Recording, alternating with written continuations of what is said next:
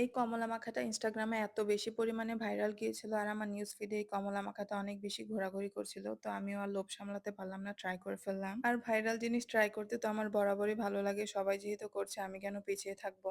Hello everyone, আসসালামু আলাইকুম। কি অবস্থা সবার? তোমরা সবাই কেমন আছো? Welcome to my another video. তো আজকে আমি নিয়ে চলে এসেছি ভাইরাল কমলা মাখা। আমি এখানে ২ টা বড় সাইজের কমলা নিয়েছি। তো কমলাগুলোকে আমি আগে ভালোভাবে ধুয়ে রেখেছিলাম। এখন কমলার খোসা ছাড়িয়ে নিতে হবে। এই কমলার খোসাটা একটু আঠালো ছিল, মানে কমলার গায়ের সাথে বেশ ভালোভাবেই লেগেছিল আরকি। কমলার খোসা ছাড়ানোর পর কিন্তু কমলার গায়ের সাথে লেগে থাকা আঁশগুলোও বেশ ভালোভাবে ছাড়িয়ে নিতে হবে। আমি কিন্তু কমলার একটা আঁশও রাখিনি, সবগুলো আঁশই একটা, একটা করে ছাড়িয়ে নিয়েছিলাম। কারণ এই আঁশগুলো থাকলে কিন্তু কমলাগুলো খেতে তেতো লাগবে। তো এইজন্য আমি একটা, একটা করে এভাবে অনেক বেশি সময় নিয়ে কমলার আঁশগুলো ছাড়িয়ে নিয়েছি।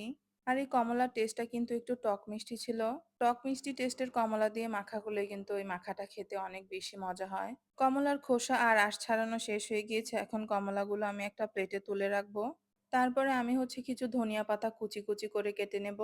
ধনিয়া পাতা দিলে ভর্তার স্মেলটা অনেক বেশি ভালো আসবে। তো ধনিয়া পাতার পর আমি দিয়ে দিয়েছি চিনি, এরপর একটুখানি সাদা লবণ আর অনেক বেশি করে দিয়েছি লাল মরিচের গুঁড়া। এরপর দিয়ে দিয়েছি সরিষার তেল। এই সরিষার তেলটা দেওয়ার পর যে একটা ফ্লেভার আসবে না গাইস, ট্রাস্ট মি, এটা দেওয়ার জন্য এই কমলা মাখাটা একদম বেস্ট হবে।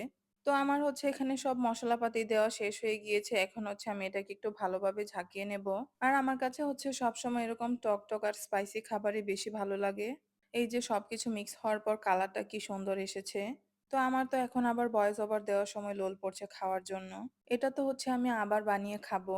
আর এটা টেস্ট করার পর আমার কাছে সবকিছু পারফেক্টই মনে হয়েছে। তো তারপর আমি আবার একটু হাত দিয়ে কচলিয়ে নিয়েছি।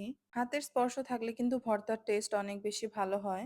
এইজন্য লাস্টে আমি একটু হাত দিয়ে কচলিয়ে নিয়েছিলাম। তবে এটা কিন্তু বেশি হাত দিয়ে কচলানো যাবে না, তাহলে তেতো হয়ে যাবে। আমি যেহেতু একটু স্পাইসি লাভার, এজন্য আমি অনেক বেশি লাল মরিচের গুঁড়া দিয়ে এই মাখাটা করেছিলাম। তো সবকিছু মিলিয়ে ফ্লেভারটা অনেক বেশি ভালো ছিল। ধনিয়া পাতা আর সরিষার তেলের কম্বিনেশনটা একদম বেস্ট ছিল, আমি যেটা বলবো। তোমরা যারা এই রেসিপিটা ট্রাই করবে তারা অবশ্যই ধনিয়া পাতা আর সরিষার তেলটা দেবে। এই ২ টা স্কিপ করলে কিন্তু আসল টেস্টটা আসবে না।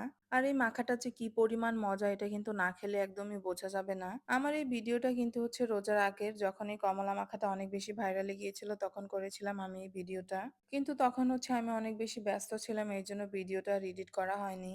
এই যে এখানে এত মজার কমলা মাখা দেখে আমার সাথে আমার বোনও চলে আসছে খাওয়ার জন্য। আমরা তো একদম চেয়ার্স করে খাচ্ছিলাম।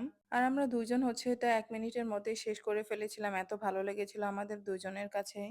আর শেষ হবে নাই বা কেন, কমলা মাখাটা এত বেশি পরিমাণে মজা ছিল যে এভাবে কমলা মাখাগুলো যে কেউ খাওয়ার জন্য পাগল হয়ে যাবে।